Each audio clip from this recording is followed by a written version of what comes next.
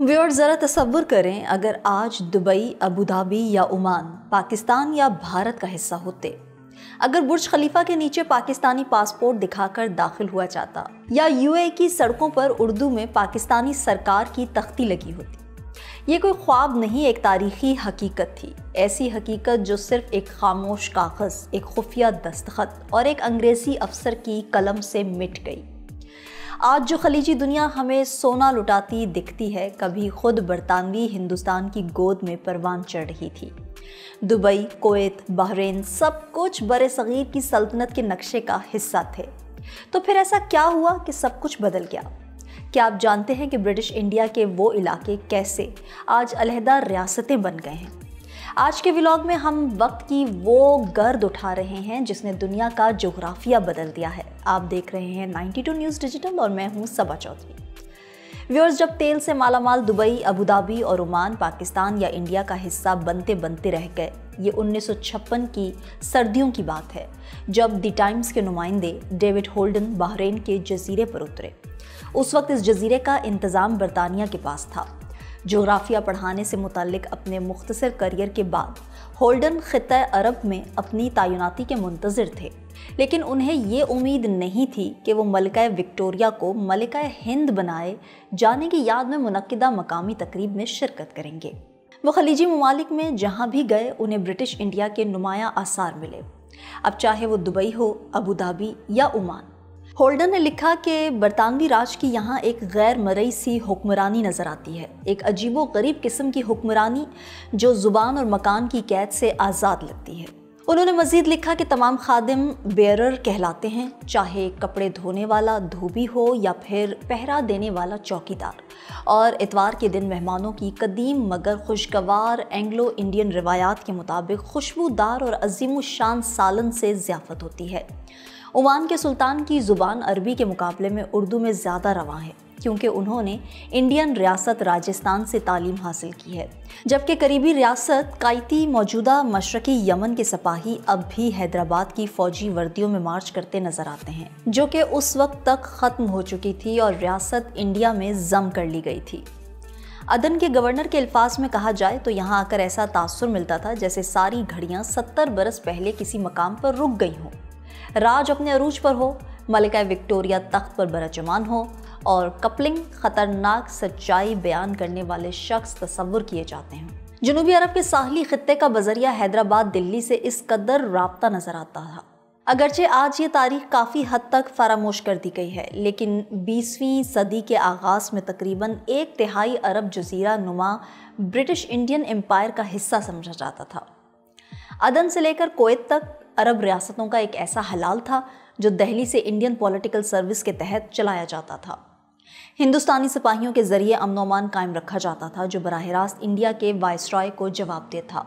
1989 के interpretation act के तहत ये तमाम बरतानिया के ज़ेर तहफ़्फ़ुज़ रियासतें कानूनी तौर पर हिंदुस्तान का हिस्सा शुमार होती थीं। हिंदुस्तान की नीम खुद मुख्तार रियासतों की सरकारी फहरिस्त, जो आम तौर पर जयपुर से शुरू होती है, हरूफ तहज्जी के एतबार से अबू धाबी से शुरू की जाती थी, और वाइसराय लॉर्ड कर्जन ने यहाँ तक तजवीज़ दी थी कि ओमान को भी हिंदुस्तानी रियासतों की तरह समझा जाए, जैसा कि लसबेला या कलात मौजूदा बलूचिस्तान के शहरों को समझा जाता था। हिंदुस्तानी पासपोर्ट मगरब में अदन तक के रिहायशियों के लिए जारी होते थे, जो आज का यमन है। अदन को मुंबई सूबे का हिस्सा माना जाता था और ये हिंदुस्तान के मगरबी बंदरगाह थी।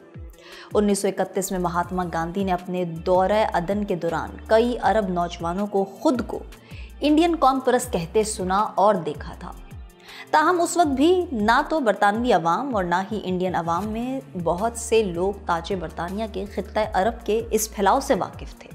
ब्रिटिश इंडियन एम्पायर के मुकम्मल नक्शे इंतहाई राजदारी के साथ शाया होते थे और उन्हें राजदारी में ही रखा जाता था, और अरब रियासतों को अवामी दस्तावेज़ात में अलहदा दिखाया जाता था ताकि उस्मानियों या बाद में सऊदियों को नाराज़ न किया जाए।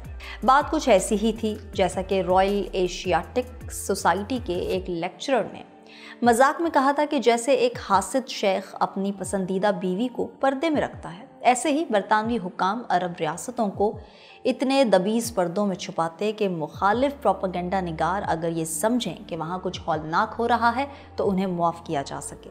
लेकिन 1920 की दहाई में हालात बदलने लगे। हिंदुस्तानी कौम परस्तों ने हिंदुस्तान को एक साम्राज्य इकाई के बजाय एक सकाफती खित्ते के तौर पर देखना शुरू किया, जो मारूफ रज़्मिया महाभारत में पेश करदा जुग्राफिया से जुड़ा हुआ था। ऐसे में लंदन ने सरहदों की नई तश्कील का एक मौका देखा। 1 अप्रैल 1937 को पहली बड़ी साम्राज्यी तकसीम अमल में आई और अदन को हिंदुस्तान से अलहदा कर दिया गया। इस मौके पर बादशाह जॉर्ज शशम का एक टेलीग्राम पढ़कर सुनाया गया, जिसमें लिखा था कि अदन गुज़िश्ता तकरीबन 100 बरस से बरतानवी हिंदुस्तानी निज़ाम हुकूमत का हिस्सा रहा है। अब इसका सियासी रिश्ता हमारी हिंदुस्तानी सल्तनत से ख़त्म हो जाएगा और अदन हमारी नौ आबादियाती सल्तनत का हिस्सा होगा। इसके बाद भी खलीजी रियासतें मज़ीद एक दहाई तक हिंदुस्तान में कायम बरतानवी हुकूमत के मातहत रहीं। बरतानवी हुकाम के दरमियान कुछ दिनों तक ये बहस रही कि आज़ादी के बाद खलीजी ममालिक की निगरानी इंडिया के सपुर्द होगी या फिर वो पाकिस्तान के ज़ेर तहफ़्फ़ुज़ होगी। बहरहाल तेहरान में बरतानवी सफारत खाने के एक एहलकार ने लिखा कि वो दिल्ली के तमाम हुकाम की हैरत अंगेज़ हद तक मुत्तफ़िक़ राय से हैरान रह गए हैं कि खलीज फ़ारिस हिंदुस्तानी हुकूमत के लिए कोई ख़ास अहमियत नहीं रखती।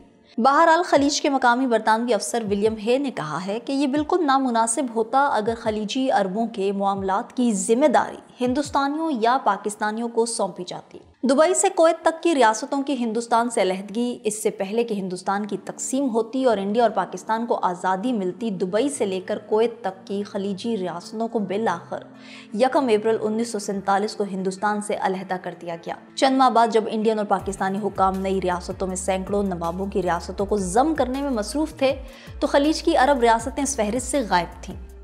बहुत कम लोगों ने इस पर तवज्जो दी और आज़ादी के 75 बरस बाद भी जो कुछ हुआ उसकी अहमियत ना इंडिया में मुकम्मल तौर पर समझी गई, ना ही खलीज में। अगर ये 1 अप्रैल की मामूली सी इंतज़ामी मुंतकली ना हुई होती तो गालिब इम्कान था कि खलीज फ़ारिस रेजिडेंसी की रियासतें भी आज़ादी के बाद इंडिया या पाकिस्तान का हिस्सा बन जाती, जैसा कि बरसगीर की बाकी तमाम शाही रियासतें बनी थीं। जब बरतानवी वज़ीर आज़म क्लेमेंट एटली ने हिंदुस्तान से इनखला के साथ साथ अरब रियासतों से भी इनखला की तजवीज़ दी तो ये तजवीज़ शदोमत के साथ मुस्तरद कर दी गई। चनाचा बरतानिया ने मज़ीद 24 बरस तक खलीज में अपनी मौजूदगी बरकरार रखी। वहाँ इंडिया की आज़ादी के बाद एक नया राज था जो हिंदुस्तान के वाइसराय के बजाय व्हाइट हॉल को रिपोर्ट करता था।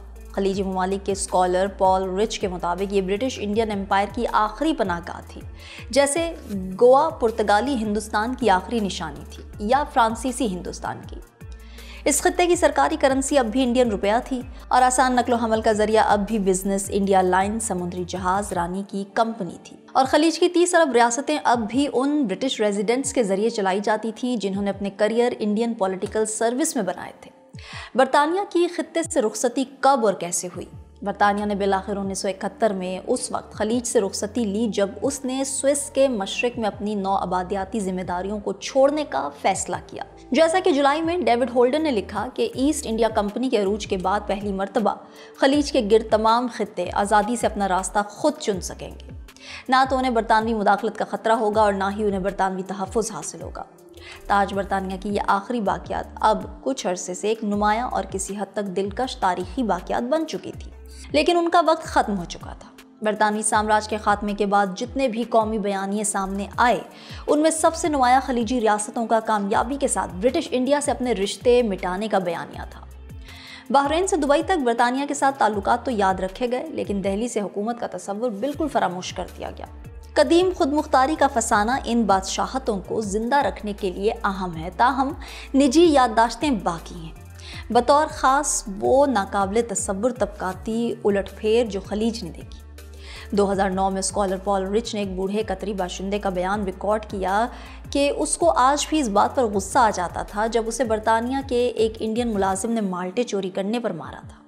उसने इससे कबल माल्टे नहीं देखे थे और उस वक्त उसकी उम्र 7 या 8 साल थी।